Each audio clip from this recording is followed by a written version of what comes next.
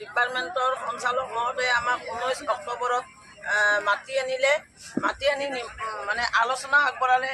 এই আলোচনাত তেখেতে আমাৰ অংগনবাড়ী কৰ্মীৰ কাৰণে এটা অনাৰী বৃদ্ধিৰ কাৰণে প্ৰস্তাৱ, মিনি কেন্দ্ৰৰ কাৰণে এটা প্ৰস্তাৱ আৰু সহায়িকাৰ কাৰণে এটা প্ৰস্তাৱ দিলে।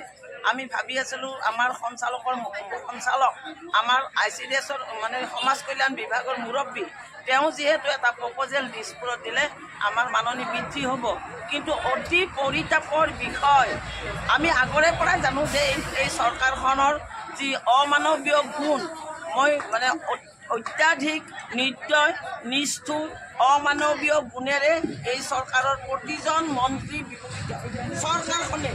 গতিকে তথাপিও আমি যিহেতু এগৰাকী সঞ্চালকে প্ৰপ'জেল পঠাইছে, নিশ্চয় আমি কিবা এটা এইবাৰ পাম বুলি আশা কৰিছিলোঁ। কিন্তু যি দেখিলোঁ 12 তাৰিখে যি মানে বাজেট উন্মোচন কৰিলে, এই বাজেটত অংগনবাড়ীৰ কোনো মাননি বৃদ্ধিৰ ঘোষণা নহ'ল, বৰঞ্চ 5000 চেণ্টাৰ দিয়া বুলি আমাৰ সমাজ কল্যাণ মন্ত্ৰী তথা বিত্তমন্ত্ৰী অজন্তা নেওগ ডাঙৰীয়ানীয়ে ঘোষণা কৰিলে। এটা কথা অসমৰ ৰাইজে ভালদৰে জানে যে আমাৰ অসমত 62,153টা অংগনবাড়ী কেন্দ্ৰ আছে আৰু সেই কেন্দ্ৰসমূহত কাম কৰা অংগনবাড়ী কৰ্মী সহায়িকাৰ সংখ্যা 1,21,000।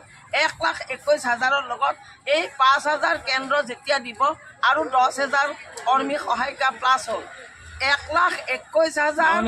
আপনি আজি মন্ত্ৰীয়ে কি ক'লে আপোনাৰ সেইটো কথাই মুখ্য? আজি মন্ত্ৰীয়ে আমাৰ আন্দোলনৰে পৰিপ্ৰেক্ষিতত মন্ত্ৰীয়ে নহয়, প্ৰথমতে আমাক ডাইৰেক্টৰ অফিচৰ পৰা তেওঁ আমাক চিঠি পত্ৰ দিয়া নাই, তেওঁ আমাক মাতা নাই, খালি কৈছে যে আপোনালোকক মন্ত্ৰীয়ে মাতিছে আজি 5 বজাত।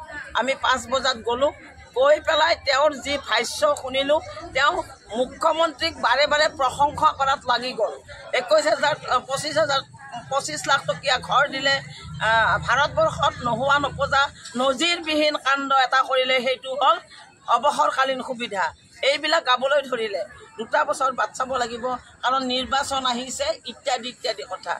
আমি তেতিয়া ক'লোঁ যে বাইদেউ আপোনালোকে যদি 2 বছৰ দিব নাই তেতিয়াহ'লে মুখ্যমন্ত্ৰীক আমাক এবাৰ লগ কৰি দিয়ক। মুখ্যমন্ত্ৰী ব্যস্ত, গতিকে তেতিয়াহ'লে বাইদেউ আপুনি যদি একোৱে কৰিব নোৱাৰে, অন্ততঃ আপুনি কোৱা এই কথাখিনি আমাৰ চচলত থকা যোদ্ধাৰুবিলাকক আপুনি কৈ আহিব লাগে যে মই দিব নোৱাৰোঁ, আমি দিব নোৱাৰোঁ বুলি কথাষাৰ কৈ আহিব লাগে। তেওঁ তেতিয়া কৈছে এই নাই মই যাব নোৱাৰোঁ কাৰণ মিডিয়াবিলাকে ওলট পালট কৰি পেলাব, মোৰ এটা প্ৰেষ্টিজৰ কথা আছে। তেতিয়া আমি ক'লোঁ যে আমি হাজাৰ ছোৱালীক খালী মুখেৰে আমি কণ্ট্ৰল কৰি আছোঁ, আপুনি এতিয়া ওলাৰ লগে লগে আপোনাৰ লগত ছিকিউৰিটি থাকিব, গতিকে ছিকিউৰিটি আপোনাক ঘেৰি ধৰিব।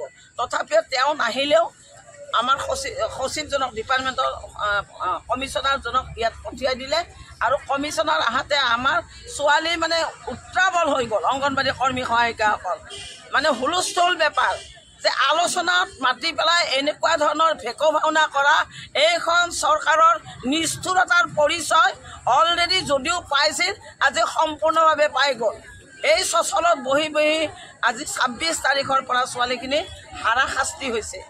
খোৱা লোৱা ইউৰিনেলৰ নামত মানে অদৰ্য পৰিৱেশত আমি কৰিছোঁ। তথাপিও আমাৰ বিভাগীয় মন্ত্ৰী ডাঙৰীয়ানে এবাৰো আহি আমাক খবৰ নল'লে আৰু বৰঞ্চ যিসকলে খবৰ ল'বলৈ আহিছিল তেওঁলোককো আমাৰ সন্মুখতে চোকা সমালোচনা কৰিছে।